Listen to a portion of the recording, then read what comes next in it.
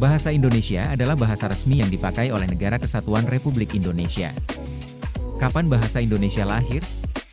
Hari kelahiran bahasa Indonesia adalah tanggal 28 Oktober 1928.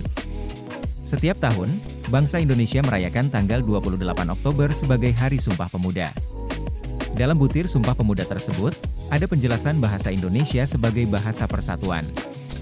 Butir ketiga. Semenjak 28 Oktober 1928, bahasa Indonesia ditetapkan sebagai bahasa nasional. Tentu saja kesepakatan bersama itu baru menetapkan secara musyawarah. Belum menjadi peraturan atau dimasukkan ke dalam Undang-Undang Negara Republik Indonesia. Wajar saja, sebelum 1945, bangsa Indonesia masih dalam proses perjuangan kemerdekaan. Indonesia masih berperang melawan penjajahan Belanda dan Jepang pada periode 1928-1945. Pada saat Indonesia berperang melawan penjajah, komunikasi yang dipakai adalah bahasa Indonesia. Sebagaimana yang disepakati dalam Ikrar Pemuda Indonesia yang bertekad kalau bahasa persatuan bangsa Indonesia adalah bahasa Indonesia. Tujuannya jelas untuk memudahkan komunikasi dalam memperjuangkan kemerdekaan Indonesia.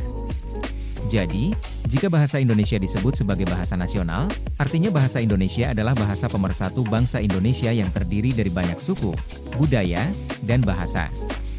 Lihat saja jumlah bahasa daerah Indonesia, ada 668 bahasa daerah per Februari 2019.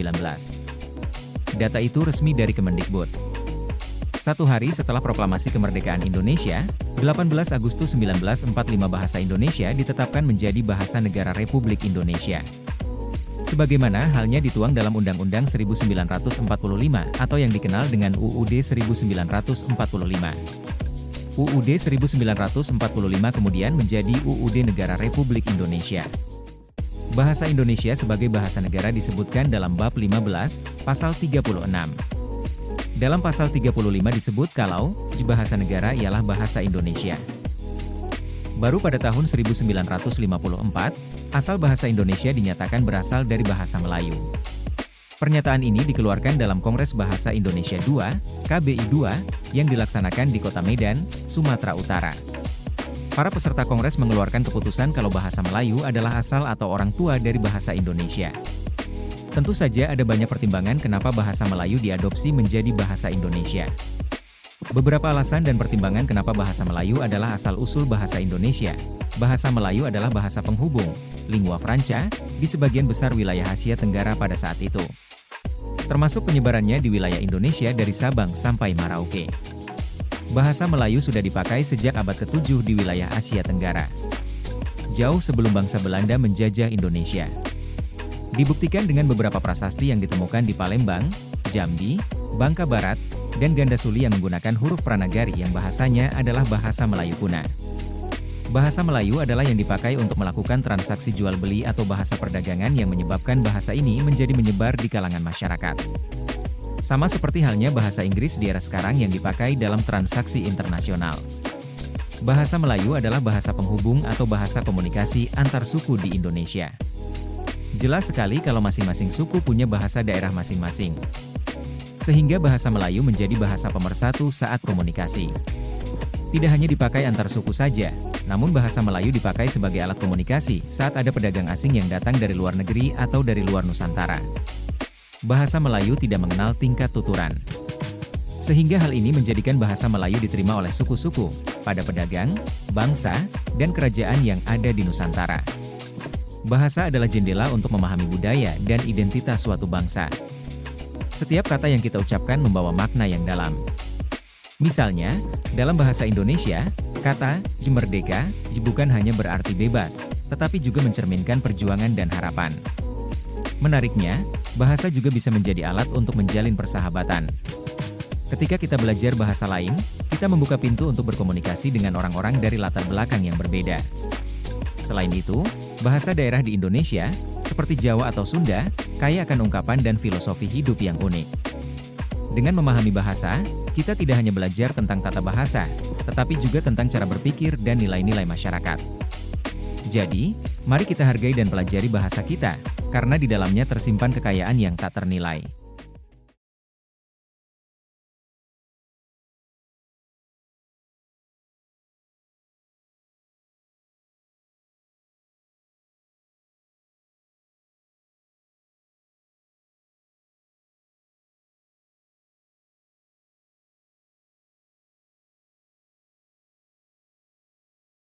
Setelah bahasa Indonesia ditetapkan sebagai bahasa resmi negara Indonesia pada tahun 1945, sejak saat itu bahasa Indonesia mengalami perkembangan sesuai zamannya masing-masing. Tidak lama Indonesia menyatakan kemerdekaannya, pada tanggal 17 Agustus 1945, rakyat dan bangsa Indonesia berkali-kali diuji untuk mempertahankan kemerdekaan dari agresi militer Belanda yang ingin merebut kemerdekaan Indonesia. Bahasa Melayu adalah awal mula sebelum bahasa Indonesia dilahirkan atau sebelum 1928. Pada tahun 1901 ada namanya Ejaan Bahasa Melayu. Ejaan ini menggunakan huruf Latin. Ejaan Bahasa Melayu ini dibuat berdasarkan rancangan C.H. A. Van Ophusen. Van Ophusen dibantu oleh Engku Nawawi Gelar Soetan M. Amur dan Muhammad Taib Soetan Ibrahim saat membuat rancangan Ejaan Bahasa Melayu. Itu sebabnya Ejaan Melayu Lama juga dikenal dengan nama Ejaan Van Ophusen. Setelah bahasa Indonesia lahir pada tahun 1928, Kongres Bahasa Indonesia pertama, KBII, dilaksanakan di Solo, Jawa Tengah.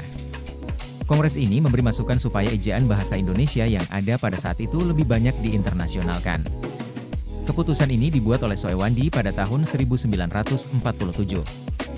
Saat itu beliau menjabat sebagai Menteri Pengajaran, Pendidikan dan Kebudayaan Indonesia. Nomor surat keputusannya yaitu 19 Maret 1947, nomor 264 BHGA, isinya menyebutkan agar ejaan bahasa Indonesia yang berlaku saat itu dibuat menjadi lebih sederhana. Keputusan untuk membuat ejaan bahasa Indonesia menjadi lebih sederhana mendapatkan sambutan yang baik. Nama ejaan bahasa Indonesia saat itu adalah Ejaan Republik atau dikenal juga sebagai Ejaan Soewandi. Kongres Bahasa Indonesia kedua, KBI II, dilaksanakan di Medan, Sumatera Utara, pada tahun 1954. Kongres itu memutuskan dan memberi rekomendasi agar ada badan yang tugasnya menyusun peraturan ejaan bahasa Indonesia yang praktis.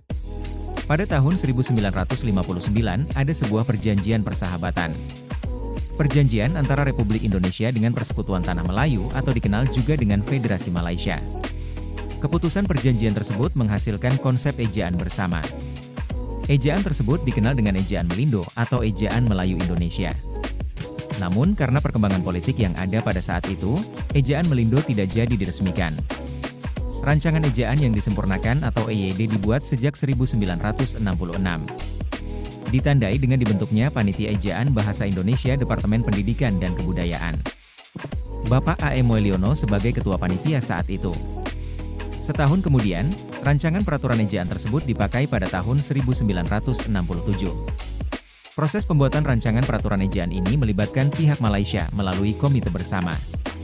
Persetujuan rancangan EYD disetujui oleh dua negara, Indonesia dan Malaysia, melalui Menteri Pendidikan dan Kebudayaan, Mas Huri, dan Menteri Pelajaran Malaysia, Hussein On. Ejaan yang disempurnakan ini diresmikan berdasarkan keputusan Presiden nomor 57, tahun 1972. Peresmian berlakunya EYD berdasarkan SK Menteri Pendidikan dan Kebudayaan nomor 03, AI 72, tertanggal 20 Mei 1972. Surat keputusan Menteri ini dibuat sesuai Seminar Bahasa Indonesia di Puncak, Bogor, Jawa Barat. Setelah itu, pemerintah melalui Departemen Pendidikan Nasional atau Depdiknas mensosialisasikan peraturan penggunaan bahasa Indonesia sesuai ejaan yang disempurnakan. Judul buku yang disebarkan adalah Pedoman Ejaan Bahasa Indonesia yang Disempurnakan. Tidak heran kalau EYD itu bisa disebut sebagai Ejaan Bahasa Indonesia yang Disempurnakan. 1975, menyusun Pedoman Umum Bahasa Indonesia. Hal ini dilakukan karena buku kecil pedoman EYD perlu dilengkapi. Maka Departemen Pendidikan dan Kebudayaan atau Depdikbud menyusun pedoman umum. Pedoman umum ini isinya menjelaskan soal kaidah ejaan bahasa Indonesia yang lebih luas dari sebelumnya. 1988, Puit Bahasa Indonesia.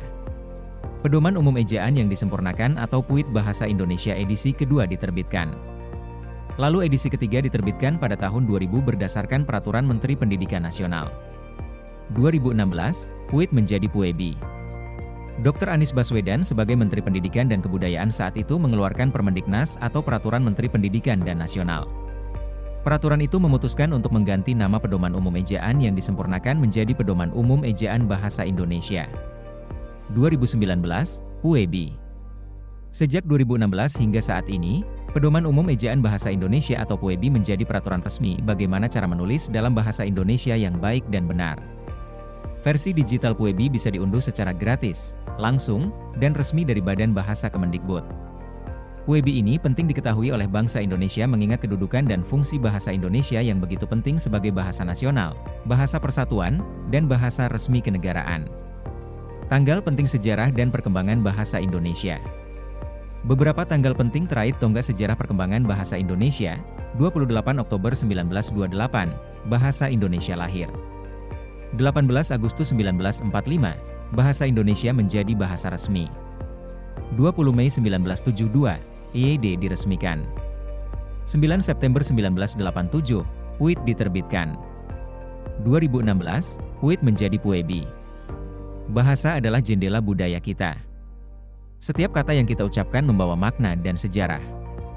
Misalnya, kata "kita" di dalam bahasa Indonesia bukan hanya berarti "kami", tetapi juga menciptakan rasa kebersamaan. Dalam bahasa, ada nuansa yang tak terduga. Pernahkah kamu mendengar istilah gotong royong? Ini bukan sekadar kerjasama, tetapi juga mencerminkan semangat saling membantu yang sudah ada sejak lama. Bahasa juga terus berkembang. Kata-kata baru muncul seiring dengan perubahan zaman, seperti istilah gadget yang kini menjadi bagian dari percakapan sehari-hari.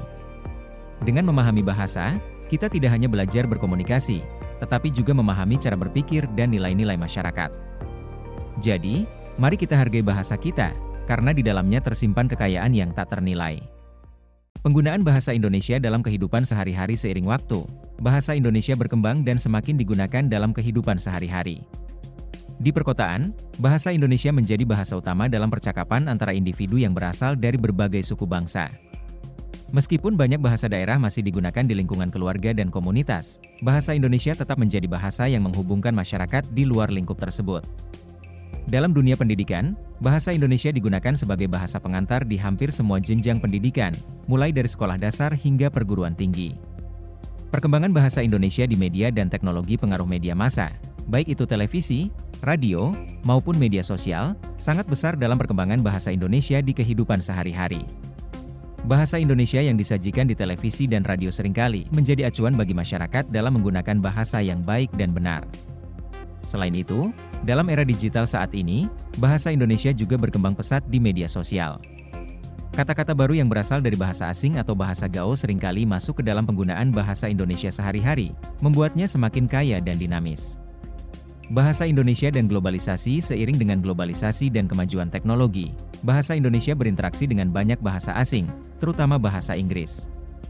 Hal ini terlihat dalam penggunaan kata-kata serapan dari bahasa asing dalam kehidupan sehari-hari, seperti istilah-istilah teknologi, ekonomi, dan hiburan. Walaupun demikian, bahasa Indonesia tetap bertahan sebagai bahasa utama yang digunakan dalam komunikasi antar warga negara Indonesia, di kantor, sekolah, media, dan rumah tangga. Tantangan penggunaan bahasa Indonesia. Meskipun bahasa Indonesia sangat dominan dalam kehidupan sehari-hari, beberapa tantangan tetap ada, terutama terkait dengan keberagaman budaya dan bahasa daerah. Banyak orang masih menggunakan bahasa daerah di rumah atau di lingkungan sosial mereka, yang menyebabkan ketergantungan pada dua atau lebih bahasa. Di sisi lain, pengaruh bahasa asing, terutama bahasa Inggris, semakin kuat, terutama di kalangan generasi muda, yang terkadang mencampurkan bahasa Indonesia dengan bahasa asing dalam percakapan sehari-hari. Hal ini menjadi tantangan untuk menjaga keberlanjutan dan kemurnian bahasa Indonesia. Pelestarian bahasa Indonesia. Pemerintah Indonesia melalui Badan Bahasa terus berupaya untuk memperkuat penggunaan bahasa Indonesia di semua lapisan masyarakat. Salah satunya melalui kampanye bahasa yang bertujuan untuk mengajak masyarakat untuk menggunakan bahasa Indonesia yang baik dan benar, serta menjaga agar bahasa ini tetap relevan dalam dunia yang terus berubah. Selain itu, pentingnya pendidikan bahasa Indonesia di sekolah-sekolah juga menjadi strategi untuk memastikan bahwa generasi muda tetap menguasai bahasa Indonesia secara baik. Kesimpulan, bahasa Indonesia, yang awalnya hanya sebuah varian dari bahasa Melayu, telah berkembang menjadi bahasa nasional yang sangat penting bagi bangsa Indonesia. Dari peranannya sebagai bahasa perdagangan dan penghubung berbagai suku bangsa, hingga menjadi simbol persatuan dan identitas bangsa, bahasa Indonesia terus memainkan peran yang vital dalam kehidupan sehari-hari. Meskipun dihadapkan pada tantangan globalisasi dan perkembangan bahasa asing, bahasa Indonesia tetap menjadi bahasa yang digunakan di segala bidang kehidupan, menjadikannya sebagai alat komunikasi yang mempererat rasa kebersamaan dalam keberagaman. Dengan memahami bahasa, kita tidak hanya belajar berkomunikasi, tetapi juga memahami cara berpikir dan nilai-nilai suatu masyarakat. Jadi, mari kita lestarikan bahasa kita, karena di dalamnya tersimpan kekayaan budaya yang tak ternilai.